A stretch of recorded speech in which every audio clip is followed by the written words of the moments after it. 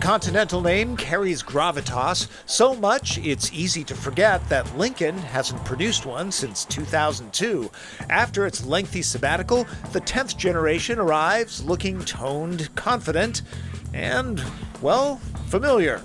If your eye sees a generous dollop of Bentley in the sheet metal, you're not alone. The design director for Bentley famously called out the Lincoln team on Facebook asking, "Would you like us to send the product tooling?" Does have a strong resemblance to the Flying Spur, doesn't it? And the speaker grills for the optional Revel sound system are kissing cousins to the Burmester frames found in a Mercedes. The handles are unique, though. An electronic release pops the door outward. Properly optioned, they gently cinch tight if not fully closed. Continental is challenging sedans such as BMW 5 Series, Mercedes E-Class, and Volvo S90. Pricing starts at about $45,600 for a front drive model. Fully optioned black label editions can crest past 81 grand. My Tester, a well-equipped reserve model, stickers for about $72,600. $1,500 of that buys Lincoln's 30-way adjustable seats that heat, vent, and massage. Only a giraffe couldn't find a comfortable position here. This is the top rung among 3 V6 choices. It's a twin turbocharged 3-liter. Producing 400 horsepower and 400 pound-feet of torque. It runs exclusively with all-wheel drive. The transmission, with Lincoln's unique controller, has 6 speeds and a way to select them manually.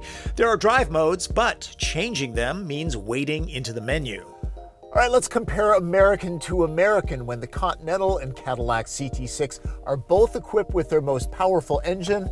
They'll both do 0 to 60 in 5 seconds flat.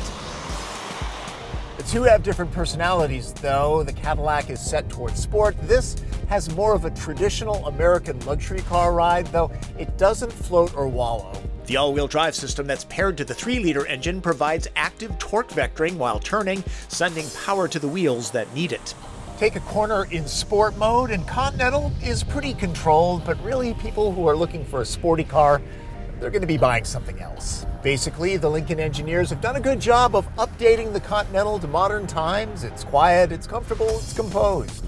Adaptive cruise control and auto emergency braking are part of a $3,100 technology package that includes semi-autonomous parking.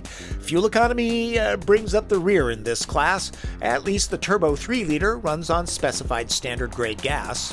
The massage feature is pretty good, and I could play with the seat adjustments all day long and get in an accident.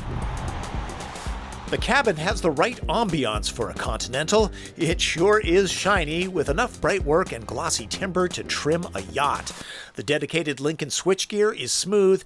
Demerits for a rubbery sense here. This feels like vinyl. I'll assume that upgrading to the black label level improves that. There are a few cues that this is a Ford. The biggest is the Sync 3 user interface. It's straightforward, and there's Apple CarPlay when an iPhone is plugged in. And that Revel sound system, it's $1,100 well spent. Of course it's spacious back here. It's a Lincoln Continental. Even the center position, which is often raised and somewhat unusable in a lot of luxury cars, is fine for a third passenger. Check to see if the available panoramic glass roof changes that. Passengers are well taken care of here. For VIPs, a $4,300 package would add power reclining seats that are vented and heated, plus an armrest console to control it all. This armrest uses budget-grade plastic. These optional seat belts have airbags built into them. Just because a car is large doesn't mean it has a huge trunk. Longer things can be transported even if 4 people are on board. There's a spare too. Not all cars have those nowadays. But in the end, this well-trimmed space is on the compact side. 6 bundles is what a Honda Civic carries. There are some design elements that are easily missed. A spine runs down the hood and roof, and I like the way the side badge is carried by a swage line that fades towards the back. Not only is the outline of the Lincoln badge repeated in the grille, there's a hint of it in the headlamps as well.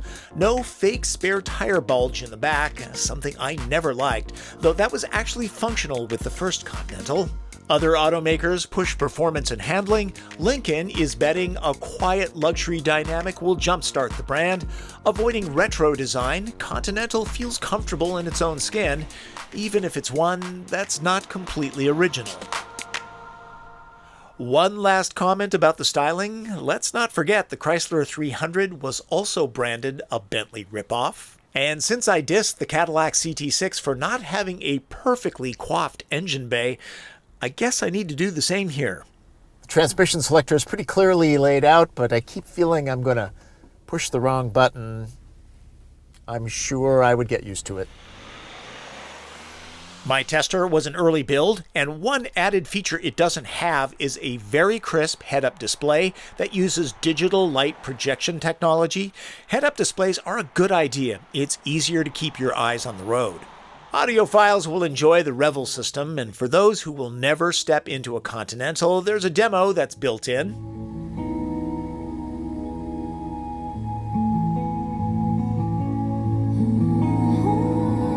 I know you can't get the full audio quality effect here. I just figured I'd get into some of the more esoteric parts of the car.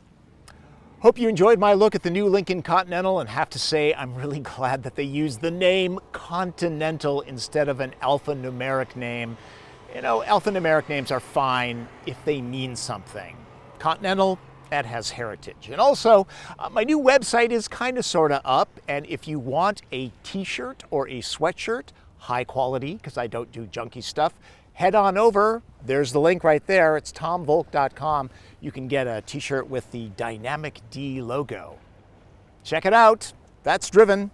I'm Tom Voelk.